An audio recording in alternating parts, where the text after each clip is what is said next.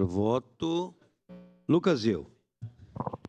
Obrigado, presidente, nobres colegas. Aqui quero parabenizar o colega vereador Felipe Gremelmaier por essa proposição, esse projeto. É importante, vereador Felipe, inclusive para quebra de paradigmas, né?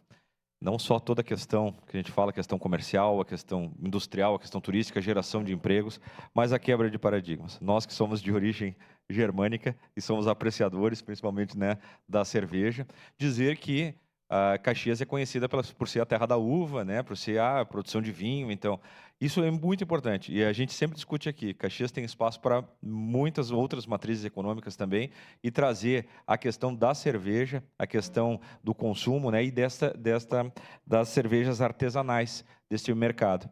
Então, é importante a gente levantar essa matéria e dizer que sim, tem espaço, né, não é somente a uva, não é somente o vinho, que são excelentes produtos, mas também a cerveja artesanal. Então, parabéns por esse projeto e votaremos favorável. Obrigado. Obrigado.